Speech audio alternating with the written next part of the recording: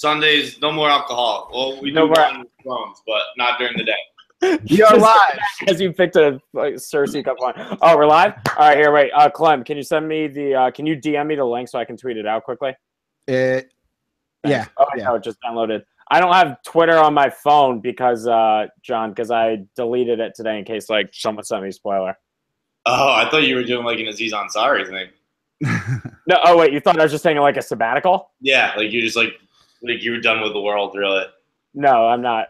No, what? No, I'm not that cool. I'm just. Yeah, I just said that's like crazy rich. Like that's like there's multiple houses rich, and then there's like I own a yacht rich, and then there's like I don't have to care about the internet anymore.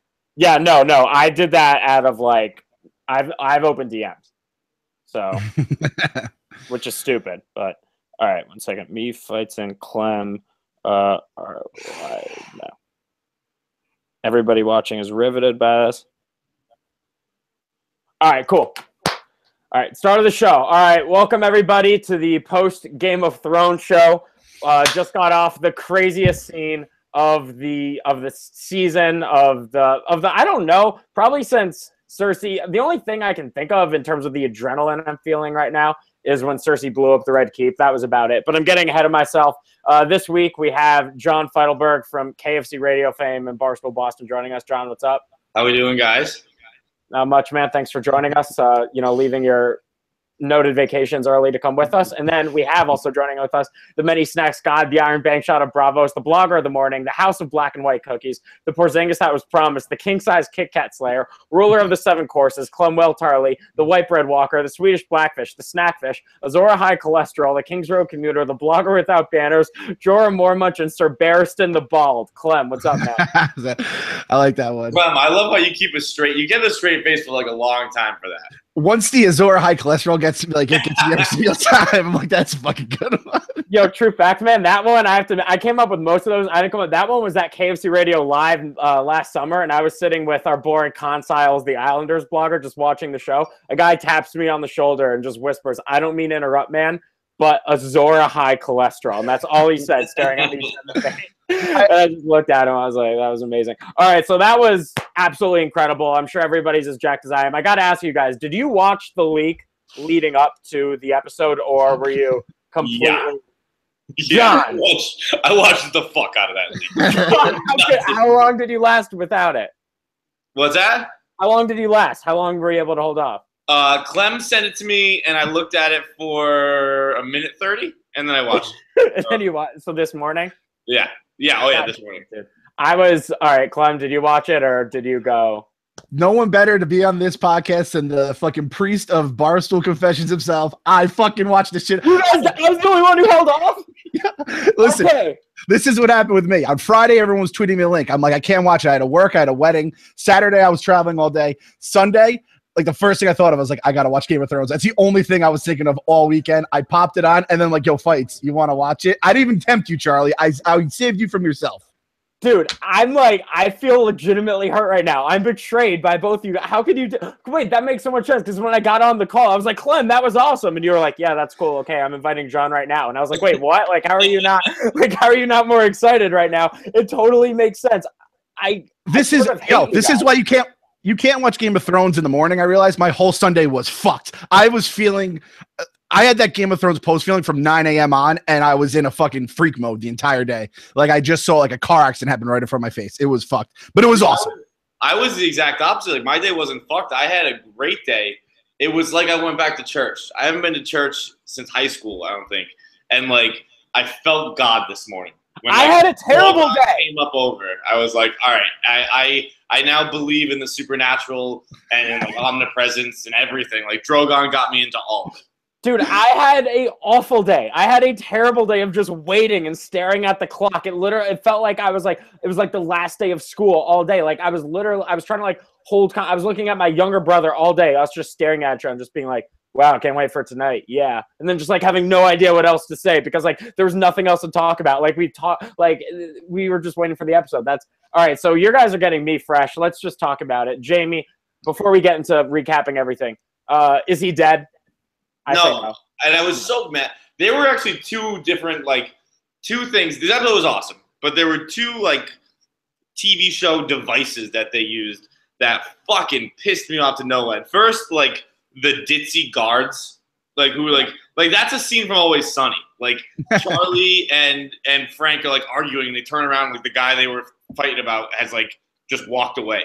Yeah, like, that's dumb. Like that doesn't fucking happen. Like Arya should have snuck in or something like that. Or that annoyed me. And then the whole like teasing a main character's death. Jaime Lannister isn't fucking dying because his armor was too heavy.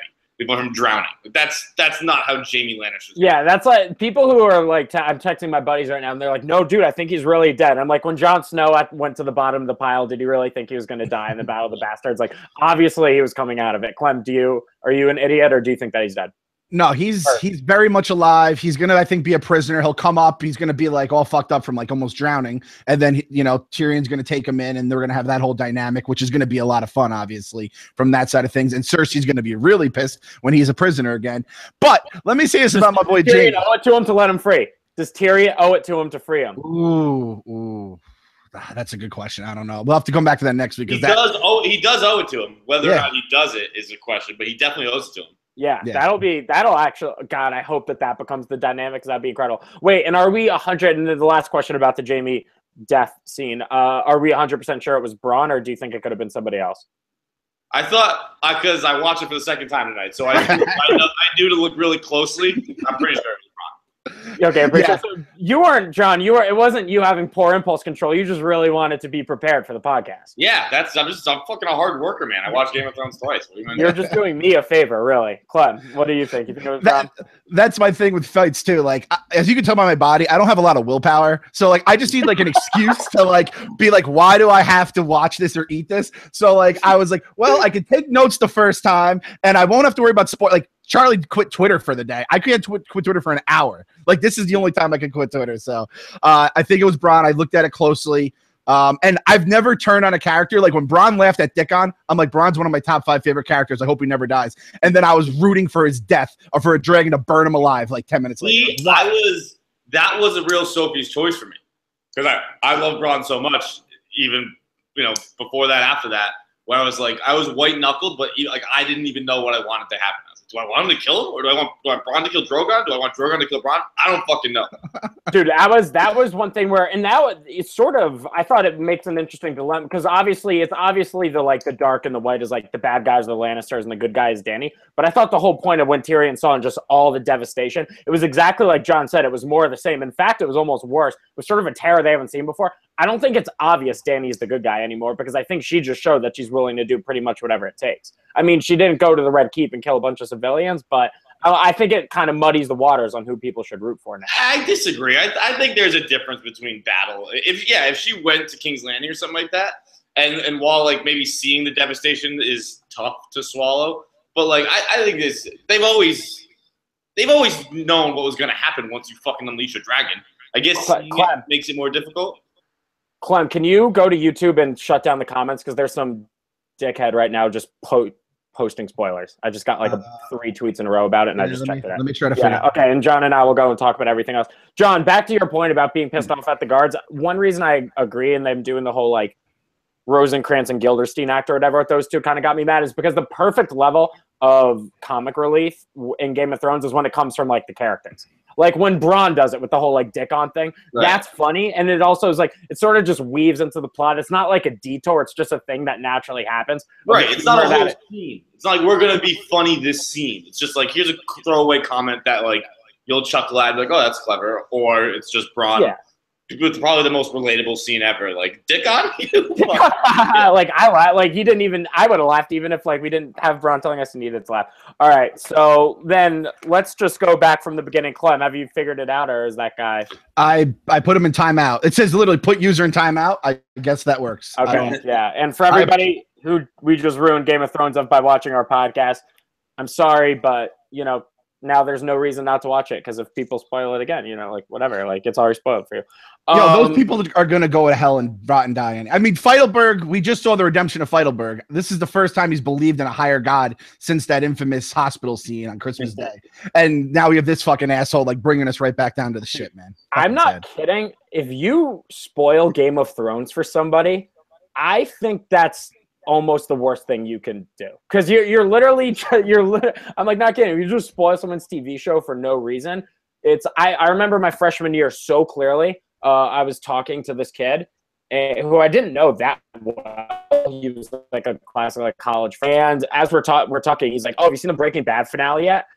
And I was like, "Oh no, I haven't. Like, I had like a night class last night, but like I'm gonna watch it tonight." And he just went, "Oh yeah, Walter White dies." And like me and my roommate just looked at him and we're just like, all right, like it was one of the most angry I've ever been. All right, so let's go back to the beginning. Jamie's all pissed off. He's loading gold in. He's obviously rattled. Olenna Tyrell got to him. And then all of a sudden, the Iron Bank says that they are going to fully support the Lannister claim to Westeros, pending, of course, them paying back all their gold in one installment, which it looks like that's now going to be compromised. Where do you guys seeing the whole where do you think Cersei's position is in the war after this happening as far as the Iron Bank is concerned? John, let's go to you first. Sorry, was that a lot? Question. Okay. No. I'm just trying to think. Go. I'm passing to Clem first. That's okay, not a great way to do the first question, but Clem, you go first. In life, you always like with like anything, sports, elections, like the whole Trump thing during this election. Oh, Vegas knows what the fuck's going on at all times, right? So the gold is there. They just also know that someone just fucking lit entire field, turned them to ashes, which was incredible, by the way. The Iron Bank's going to take their money, say, all right, all debts are settled, but we're going to bet on Dany now because she has things that fuck shit up like nothing else. They already showed their fucking trump card, which was that stupid fucking giant spear, bow, and arrow bullshit, which I knew was a bunch of shit. So I think I could see the Iron Bank either staying out of it altogether or end up going to Dany's side. Wait, wasn't a lot of the gold still there? Didn't they say that like only like half had gotten across? They said all the gold got to King's Landing. I heard that the first time, but I missed it the second time. So I have to rewatch it for a third time. I missed it the second time, but the first time I didn't hear that it all got there. I heard that like most of it got there. They did hammer home the whole like when the gold gets here, like they beat you over the fucking head with it. That's what I thought it was, that they had received none of it, just that it was en route. So that was what I was assuming the dynamic was, but I guess I'll have to go back and our chat room said the goal got there. Our fucking people who we've ruined the show for. Shout out to you guys. Actually, I just had a friend of mine text me right now and said I'm on the last season of Breaking Bad. So while I was talking about how bad it was for spoiling someone, I just ruined Breaking Bad for somebody. So I'm the biggest hypocrite in the world right now, but it was unintentional. This is going off the rails. I think right now Dany is also in a tough, the Lannisters are in a tough spot because that it sort of worked. I guess it damaged the dragon, but it clearly wasn't enough to kill it. I don't really know what the next card is against the dragons now. And that was only with one, let alone with three. So, it's not really clear now what the play is in terms of how they're going to go and deal with these dragons now. Like, what would you do if you were there? Because I can't think of a possible solution. Clem? I think that thing still works. I mean, it's a gun, right? Like, it was a bad shot. You hit him in the shoulder. If you hit him in the head, that fucking thing's dead. Do you think we see a dragon go down from one of those things eventually? Hell yeah. I think one goes down from that. I think only one dragon is left standing at the end of all of this. Okay. At the end of all this, you mean the end of the show or the end of the season? Show. Like when everything's settled as far as what happens in the end, I think it's probably just Drogon. All right, Clem, what do you think? I'm gonna say 3 because, I was fucking about to cry when I thought that. I thought the dragon was going down. I thought it was gonna go right into his throat, and it was gonna be like the saddest I ever was. So just for it's like, do you think your team's going to the Super Bowl? Yeah, because I really want them to, and I don't want to think of any scenario where they lose. So I'm gonna say all 3 survive somehow, some way. Okay, I feel like I'm alone right now in saying this, but I'm picking up on the dynamic right now, so I'm just gonna say it. I'm kind of rooting for the Lannisters to win. Oh, fuck yeah. Dude. Okay, John, you're with me? Well, no, I'm not. I take it back already. But, I like the Lannisters. I've always liked the Lannisters. I fuck with the Lannisters hard. I feel like you're a lot like Jamie. I feel like that's, there are a lot of comparisons there. Who, me? You to Jamie, sort of? I don't know. I'll fucking take that. I mean, we brought up, I don't know. I mean, we brought up literally in the first episode, we were talking about the scene where Cersei goes, me, Clem, and Trent were talking, and we were saying when Cersei was are you scared? And he's like, should I be? We're like, God, what's it like to date a girl with that kind of crazy? And all three of us were like, I don't know. We're like, all right, well, John's going to come on the show this season. So that's when we're going to have. Yeah, that is a great point because like a crazy girl does have that like intoxic, and this is without her sharing your DNA. It does have that intoxicating hold on you where you're like, yo, I'm not breaking up with her. Fuck. Yeah.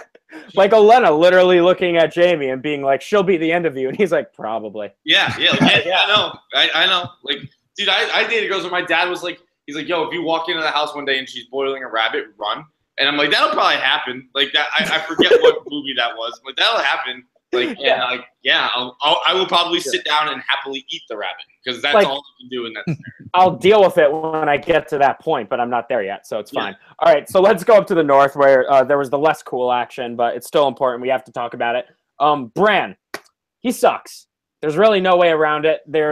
He wasn't very likable, even as a little kid. I never liked his character. He wasn't like a cute little kid, but he wasn't badass like Arya, so I never liked him. And now the way I put it is he talked in the blog last week is that he talks like a kid who just got back from being abroad.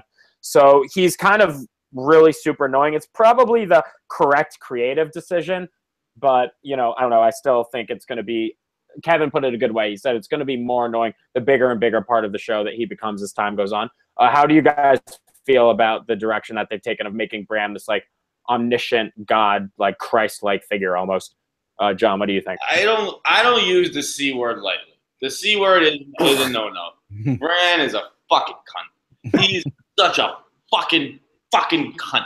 He's actually one of the main. If he gets beheaded next episode and it's like Jon and Dany have no chance now, that's fine. Like I like Jaime, I like Cersei. I don't want them to win at the end of it all. I don't think. I'm kind of the jury's out on that. But if Bran makes me root for them. Like if Bran's death gives them the Seven Kingdoms, fine. Give it to them. Clem, do you have that kind of hate in your heart? Oh yeah, I was saying, looking back now, I'm gonna rewatch the first episode and see like 5-year-old Bran and go, I hope he dies and breaks his neck and just splatters into a million pieces. Like you think back that first episode and you're like, I hate the Lannisters, I hate Jaime, I hate this, I hate that, and you're like, now you're just like, fuck, they should have fucking just slit his throat and fucking made sure they fucking finished it. So, yeah, fuck Bran, he is the fucking worst. Yeah, well, I will say this. Okay, so now I have to be the one to defend Bran because I have to, we have to have some discussion going. Bran, his personality is the worst. What Bran is going to give us, when he looked at Baelish and Baelish said something about chaos and he just went chaos as a ladder, that's the only time I really think we've seen Peter Baelish rattle. And that was worth something to me. I thought that was great. That was the first time we saw him really knocked off balance. I can really think of in the entire show. I didn't catch what he said, chaos is a blank, the first time I watched it or the second, and I was watching it with Lou this time, and I was like, what did he just say? Chaos is a what? And he goes, chaos is a ladder. And I just went, oh, fuck him. Like, fuck him. Like, anyone who that's like awesome. He's like telling you, he's like, I know everything, and Peter Baelish is a guy who has a lot to hide. That's true. Kind of cool. Yeah, no, it's cool. His character, his capabilities are cool. His character. Yes, that's what I'm saying. That's what I'm saying. His character is annoying. What he's going to bring to the show. If they could have just maybe made it makes more sense for him to be this annoying, but I think it. Do you get what I'm saying though? Like it sort of fits. I don't know. That's what I'm saying. He's like a villain. He's like a heel, but like an unlikable. I don't know. I think it's just because he's young. Because like the three-eyed Raven was also like kind of a dick, but he was cool because he was great. He had gray hair. If Bran dyes his hair gray, I will be in on Bran. Okay, I like that take. Yeah, like imagine like your young cousin acting like your, senile grandpa. It would be so fucking weird, and that's exactly what we're gonna get here. Okay. And then Sam Tarly and Bran are gonna be like two very important parts of this series. It's gonna be a tough pill to swallow for like a few episodes here. The Stark the Stark Sansa reunion too. I love how apparently like the Starks are incapable of having just like normal reunions. Like they have to show off like whatever power that they've gained along the way. But it was like there was like kind of sweet. And then I think so. Arya says most of them are dead. She doesn't say all of them are dead. I assume she's going to remain committed to the list. I wasn't sure what exactly they're going to do with her. But I think now she might just use Winterfell as a home base and just go and start killing people. Also, the fact that she's now in possession of a Valyrian steel dagger. John, on this show, we're a big fan of the expression Chekhov's gun. I think the ultimate... We drop it every 5 seconds. If the Chekhov's gun, I think, of the whole show is if you have a Valyrian steal anything, I assume that's going in a White Walker at some point. So maybe they send Arya to just like, I don't think she can assassinate the Night King. I don't think her powers work there, but I don't know. It's going to be interesting to see what exactly they're going to do with her. Where do you see Clem Arya going? I kind of see it going that way. The thing is, Littlefinger saw just how badass she is, and he already has the wheels moving. Littlefinger's like the virus. She's a problem. I didn't realize she was like that. Like, she just beat the fuck out of Brienne. Yeah. Dude, she beat the Hound. I mean, that's pretty, that's pretty legit. Sorry. I guess, was that scene? Oh, you're talking about Brienne. Oh, wait. Sorry. I kind of stopped listening for a second. No, I was just saying Arya's a problem. Like, she's just... Oh, yeah. Yeah, no, she can fight. And then I thought the scene of when they immediately look up, Sansa was kind of scared of her, but then realized, like, oh my God, I have a weapon right now. And I think Baelish was straight up terrified of her. Of, like, this is going to be an issue for me at some point. Like, if Arya wants to kill me, she can't. I think that's what he realized. I think right now, what the dynamic of the North is going to be is basically be Stark kids versus Baelish. And they're going to try, like, because he's realizing now, Bran can see everything. Arya can fight. Sansa's pretty smart and has real power now, and he's going to feel that pressure closing in, and that she can, like, he's legitimately threatened by that. I agree with that very much. He's like you. This was you said this is the first episode you kind of saw him shaking. Like there were a couple of looks where he was like, "Oh, this isn't just like Gaz doing backroom dealings anymore. Like these are some people who could walk up and punch me right in the fucking face. This isn't King's Landing. Like this is the North. This is where." This is where people die and they bury you in the snow. Right. The one thing I disagree with you though, I think the Valyrian still might eventually kill a White Walker or something like that. I think that's what she kills Cersei with. She kills Cersei with because it's like you tried to kill Bran Stark with this, now I'm gonna kill you with it. It could also be what she kills Baelish with and sort of kill him with his own dagger. That could be like a nice little twist on things. I don't know. I thought Baelish was gonna go down tonight. I had a weird feeling about it. I was clearly wrong. I still think it happens this season. He's a slippery one, but I think Baelish, I think before the season's over, Sansa orders him dead and Arya kills him. That's just personally how I see it going. I just thought of something fucking awesome, but it's kind of twisted and weird. What if Arya uses her mom's face and kills Peter wearing her mom's face? Boom. I just fucking won game. I just solved Game of Thrones. I just killed Littlefinger. There's no reason to do that other than just to break his fucking heart, right? Like, yeah. To do it. That's like, just to spit in his face while you cut his throat. Or just to really see him terrified. Like we saw him knocked a little bit off balance for the first time, just to see him really floored. Guys, we can quit this YouTube stream right now, like quit our jobs and just become screenwriters. Just work for HBO. We'll just send them the link to this. It'll be great. All right, and then we have on Targaryen Island, aka Dragonstone. You see now there's like a huge level of mutual respect and admiration between Jon and Dany. Oh, I don't know if we're leaving off another word there. There's a lot of tension. A lot of sexual tension. Like when he was touching her hand to move the fucking flame, dude, you could have just told her to move it. Like you didn't have to like hit on your aunt like that. Like just fucking. Yeah, that's a weird thing. I'm getting a lot of my friends who are like, dude, it's gonna be so hot when they're together. I'm like, they're still related. Oh no, I don't care about that. You're totally over that. Thrones has totally taken the taboo out of incest for me. Like if I had a hot cousin, I'd start dating her right now. Fucking A, man. Like I'm in on Jaime and Cersei. I watch them fuck all day. I'll watch Jon and Dany fuck all day. It's almost to the point where like I can't get hard unless it's incest now. There's our soundbite for the episode. John, this was everything we wanted when you invited you onto the episode. This was exactly what we thought we were going to get, and we did. All right, Clem. So he shows her the children of the forest, and he shows her that there was drawings of White Walkers, which if I was Dany, I would have looked at and been like, I think you just faked that. Like, I think you made these drawings to try to convince me, but they seemed authentic. It was a little cheesy, but, it sort of is what it is. And although John was wrong, what cracked me up about those, like, it was like everyone's a stick figure, and then the White Walkers are like Stan Lee drew them. Like, they're the most intricate fucking cartoons. They need to get the blue eyes. Everything else is just carved in stone. They invented paint to make sure they got like a White Walker's blue eyes. Though that was all like a little weird. How like they were so perfect and everything else was just a child's doodle. Yeah, it's like when you can tell when the little kids stopped doing the homework and when the parents started doing it for them. Like, the addition stopped and just multiplication started. But he was also wrong because he said that when they were fighting, they united to fight their common enemy, the White Walkers. I think hashtag part of my take, people forget that the Children of the Forest created the White Walkers. They created them, but then they tried to kill them because they were just killing everything. So it was kind of like they were scared of them. Yeah, I would have loved if I would actually respected Jon Snow for the first time in a while if he actually did do that all himself and even put like a little word bubble and be like, we need oh no, we're scared of dragons or something to really hammer the point home to Daenerys. Like, we need dragons and dragon glass, you fucking idiot. There's this essay about the weaknesses and strengths of White Walkers that I didn't write that just happened to be on this wall. You should probably read this if I was you. All right, so Dany looks at him dead in the face. Can't tell if she fully believes him. I think she does now. But she says to him, I will fight for you if you bend the knee. What do you do if you're him? I'm thinking it is a rock in a hard place. Fucking, I know what Feitelberg wants. He wants him to bend the knee and eat her out. That's what it's what he's dying for right now.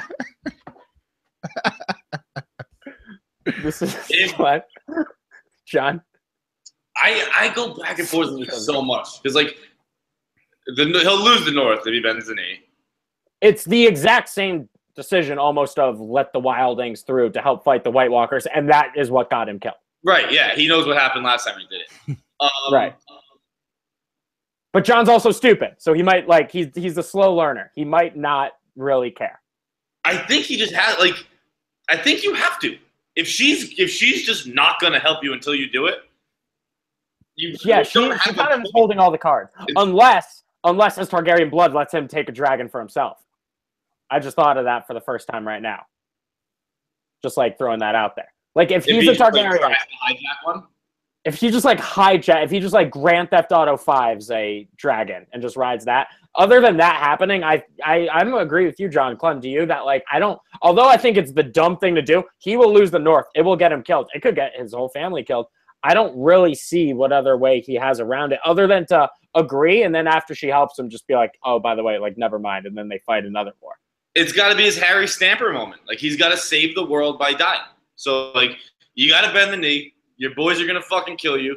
But you got, if she straight up refuses, or you can just let the world die, too. I don't give a fuck either way. Clem, I care more about Westeros than I care about, the actual world. Yeah. Clem, what would you do if you're Jon? And we know it's a tough one. I mean, I'm I don't know, man. I don't have any fucking honor. I'd bend the knee. I would have bent the knee 3 fucking episodes ago. Who gives a shit? I would do it basically you do with a girlfriend or a wife, where you're will you just not tell people that I was a pussy about this? I'll do it behind closed doors. Fucking go bragging about this, right?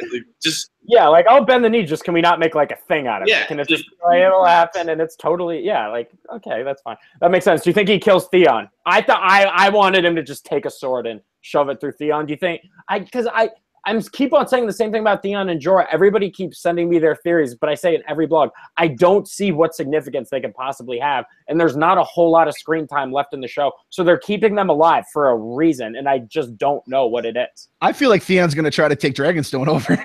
That's just what he does, man. I fucking love the guy. Imagine if Theon won. Imagine if Theon sat on the Iron Throne. If he won the show, I would sign up for that right now. That would be unbelievable. That would be so great if they just had Theon's yep, and the moral of the story is be the worst snake you possibly can be. It'll all work out for you. Oh, my God. I don't like that. I also thought that they were going to have sex in the cave at one point. I thought it was, actually going to happen. Wait, you thought who's going to have sex? Oh, Jon and Dany? In the cave. Yeah, I for a second, I was like, this seems soon. Jon puts it down in caves. That's what Jon knows how to, he goes into a cave and just gets horny. That's kind of it's kind of how I go in my mom's old minivan. I get horny. I think that's Jon enters a cave and he's just yo, we gotta fuck. This is what we do here. Let me kiss your vagina real quick. Did you see Dany too? When she was talking to Missandei and she's like, "Oh, what do you mean things happening?" They were ready for some locker room talk there before Jon. That's not. I don't want to be problematic, but if I'm Missandei, that's not locker room talk I'd necessarily brag about. What is? I would have kept that to myself. That's like fucking like the ugly girl at school times a million. Like I fucked the dickless dude. That's who I was in bed with. And like the only one too. Like the only one in the event. Like I guess it's Army, but like in the castle too. Like that's my first round pick. All right, so now wait, but we're still on Missandei a little bit. I missed last week. Did you guys discuss what her fucking deal is? Because she's got a deal, and I don't know. I don't know if I like it. I'm glad you asked that. So I know you guys are devoted readers of my mailbag every Sunday, so I'm sure that you read this. But there are people who everyone's DMing me. They say Dany has a snitch. Like that seems apparent. I think like at least I think it's more probable than not, to steal a term, that Dany has a snitch. And so that kind of leaves it down to being 4 possible people, which is Tyrion, Grey Worm, Missandei, Varys. I have a hard time seeing it for all 4 of them. Do you think it could possibly be Missandei, that she is maybe not who we totally think? But it would be just so out of nowhere. That's kind of what I'd be worried about. But it's not out of nowhere anymore. When Davos recognized her shit and she was weird about it, remember she's like, I'm from Noth. And he's like, oh, Noth, that's fucking beautiful. Like, she never met anyone who was from Noth. And like this dude knows, like, wouldn't you start talking about it?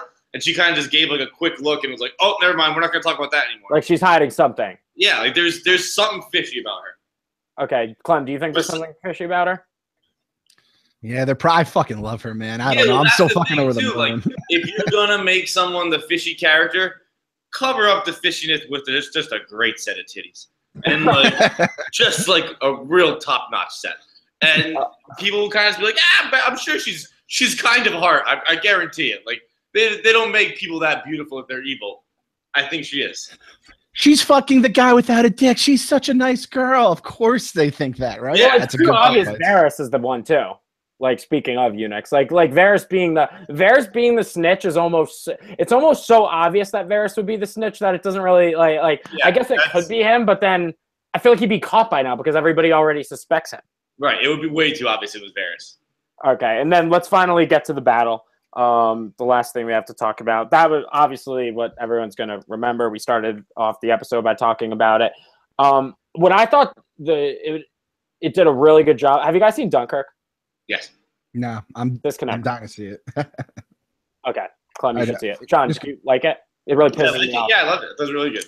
Yeah, me too. And I thought the best thing about Dunkirk was that they had one scene where the old English ship captain looks away and you could see like this look of panic on his face, and the panic is just like, I have no idea what to do right now because this isn't a problem that any of my training has prepared me for. Like I can't even like conceptualize a solution right now. I thought like the raw fear they had in him was awesome. I thought they did such a good job of when they heard that the people were that the Dothraki were coming. They heard the pound of horses. Jaime was like, okay, fine, everything's great. Assemble the defense. They know what to do. They raise the spears. They get the shields together. And then when they see the dragon, just the look on their face, that they're just like, I don't know what I don't know what the card to play is right now. I thought the way they did that was awesome. How that doesn't evolve. Like if that was real, if Game of Thrones was realistic, that whole thing becomes a Monty Python skit in 2 seconds. Oh yeah, run away, run away! Like everyone's fucking dropping shields, dropping. Oh yeah, I'm not fucking. I signed up. I don't even know if they signed up really in Westeros, or they signed up to be in the army. But however, they ended up in the army. I signed up to fight mortals. Like I'm not fighting a motherfucking dragon. I'll quit right now. And it was awesome seeing Bran being scared, because Bran is like the typical character. There's one in almost every show. He's like the streetwise smart aleck. Like you can't phase him. He's seen it all type thing. Like he even in the like he always is like whenever they're talking about battles, like, oh, when I was a kid, and talks about his awful childhood. He did again. Like I knew men shit themselves and they died. I learned when I was 5. He's always the guy who knows everything. Who's always a step ahead because he's seen it all. He was scared. Like he was absolutely terrified. And that was really much like Peter Baelish being knocked off balance first time. That was the first time we've seen anything even like phase him.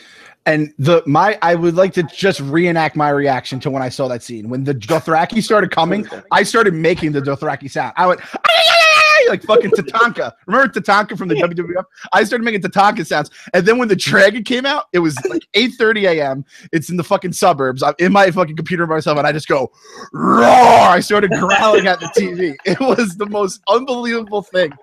This fucking show, man. Some of those shots they got too of just the dragon just unleashing hell on people. Oh my god. Oh my god. Well, you know what's crazy though? And this is going to be an unpopular opinion. The most badass thing about that shit scene wasn't Drogon.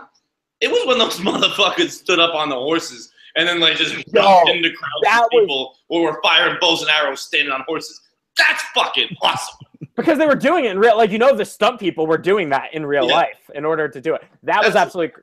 And also, the Dothraki did show some weaknesses. While they did mow down for the most part, they didn't show them to be like invulnerable warriors. Like there was some time. It almost looked like 300 when you had all these like Persian like people who had like wicker shields and like small little daggers, and then a Spartan's like, all right, I have bronze and a spear, and just like stabs them. There were some scenes like that where I feel like a Dothraki army and a Lannister army is like more or less. If you took out the dragon factor, it would have been more or less a fair fight, in my opinion.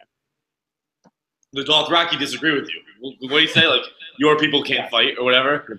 Dude, like, just a war cry is just so fucking awesome, man. It's so awesome. Like, just the visceral, like, it like comes from guttural, like, sound. It just. But like, also, like, it must be the most intimidating shit in the whole world. Like, like, you're kind of standing there. You got your shields ready. You're like prepared for battle. And you're nervous, maybe pooping yourself, and you're like, these dudes are having fun. Like they're gonna love like they're loving everything about this. What is it in The Departed when Matt Damon's like, this is gonna be fucking fun for me. That's what the Dothraki are saying while they're riding horses in to cut your fucking throat. This is gonna be fucking fun. I'm gonna enjoy it. It was the Joker laughing in The Dark Knight as he like shoots the bazooka and he's like, I love my job. I love my job. Like that's just the Dothraki's an entire race of people who are just that all the way through. All right, so I think we pretty much wrapped up everything in the episode. Let's just preview a little bit ahead. The Lannisters, I guess I think they almost need to have the support of the Iron Bank, because now knowing that the bolt works, but it was destroyed, and it's not. Yeah, it worked, but it didn't work well enough. I don't really know what the play is if you're Cersei. If you're Dany, do you think Dany's power hungry enough that she's just going to go to the Red Keep and slaughter civilians, or do you think she's going to try to find another way to do it? No, I think she's still. I think her and Jon are like kind of a team while not admitting it yet. So I think once Jon was like, "No, don't do that," I don't think she'll do it. I think what she did was fair. Like, she just never used the dragon. Like, that's kind of what the people who think this is like too over the top are advocating for. Like, you can just never use dragons. Like, it's a tough visual, but it's a hard visual of war. But as long as she doesn't go there, and I don't think she will, then I think it's fine. Maybe that's also because everybody predicts the Jaime Cersei one kills the other. If you really wanted to make it a parallel with the Mad King, it's that Cersei gives Dany no choice but to let the city burn. Like, all right, you're going to use your dragons to destroy the city, or you're not going to have it at all. And Jaime has to be like, all right, now I have to kill Cersei, or else Dany's just going to destroy everyone anyway. Like, maybe that's the thing. I don't know. Clem, do you think there's a chance that when Jaime's captured, and do you think he like kind of just comes to Dany's side? If he like starts to see how she works, he's like, actually, this chick's pretty fucking good. I don't think so. I think he's too enamored with Cersei. I think it's either fatal attraction or I think it's fatal attraction, or he goes down with her. I think he dies. He dies next to Cersei, whether it's with her or by her, right. One way or the other is how I see it. Clem, how do you see this all unfolding from here? The main point of that dragon scene, obviously they lit the shit out of the crops, and then they took some men down. That wasn't like the whole army. That was just a chunk of it, right? Is that what we're to think? Okay. Yeah. I think because they said we're spread thin. Yeah. So that's the. Yeah, so I think Dany might do like one or two more shows where she's just lighting up random soldiers, and then more of a blockade from the land side, and then they have to figure out what the fuck they're going to do with everyone's fights. You got to love Euron. You have to be a Euron guy. Oh, John, have you purchased Euron's outfit yet? The what, like his Cersei outfit? That was, I think I tweeted that at you. That's that, and I think Clem tweeted Varys' jacket, which is fucking fire. Like, is that the winter look? That's coming. That's coming. Feitelberg Fall 2017. Because we need to get like a for you like a Patriots color ones for you to just be watching football like in the bar, just like sitting like Varys. That would be. I actually saw today on the Game of Thrones Reddit that the fuck, what are they called? What was Rogue. John? Bastard? No, Targaryen? no, at the wall. Night's Watch. The Night's Watch. The Night's Watch. Oh yeah, they're selling those cloaks. Their jackets are just IKEA rugs. Oh really? Yeah. I saw there was a full on that like Twitter account, Fatboy Deals or whatever. There was for $50. It was like the originally cost like $600. Like the theater quality outfit, and then they were selling them for $50. And I really considered buying one, and I was like, I think I have to do every podcast in a full Night's Watch. Like now I'm just in the zero block 36. How did you not get that? Dude, I'm unemployed, John, so $50 for me is like still kind of a major purchase. Bro, sell a fucking kidney or something. Go to a sperm bank. You jerk off like twice. That's $50. I could have used. That's 2/5 of a podcast edit actually. So maybe I need for my weekly rates for Barstool. So maybe I should have. I should have gotten it expensed. I should have like hit up Kevin and been like, dude, you have to get Resnick to buy this for me. I'll do the podcast in a full Night's Watch uniform. I would have bought a sword. One of my college roommates owned a sword. He would bring it out and like sometimes it was like a horror. I'm surprised no one ever got hurt. But yeah, I'm sure everyone was stone sober when the swords came out. Yeah, that was great. Let me just shout out the other part of the scene I liked at the end when Tyrion's like, "You dumb fuck, you stupid fuck, you stupid fuck." Yeah, he still loves it. Still loves his brother. And can you imagine if Jaime had 2 Targaryen deaths on his resume? Most incredible resume of all time. Yeah, that would have been actually incredible. He would have been the greatest Targaryen killer, just how Tyrion's the greatest Lannister killer of all time. Yeah, Targaryen Slayer. He would have been nicknamed the Targaryen Slayer after that one, for sure. You know, you really... Okay, so what percent chance do you guys put that Jaime's dead? I put it at 5. 0. Okay. Hard 0.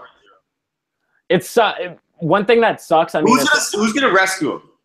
I think it's gonna be a surprise where you're gonna be like, oh, this person saved him. I feel like the first person he sees is Tyrion. Tyrion rescue. I feel Tyrion tries to convince him to fight for Dany to no avail, and they have like a good moment of like, "Hey, I love you," but like, it's like a civil war type thing. Mm-hmm. I'm trying to think of a surprise person who could rescue. Brienne? Brienne? She's not there. I know she's not there. Maybe she like goes there. I don't know. I'm trying to think outside the box.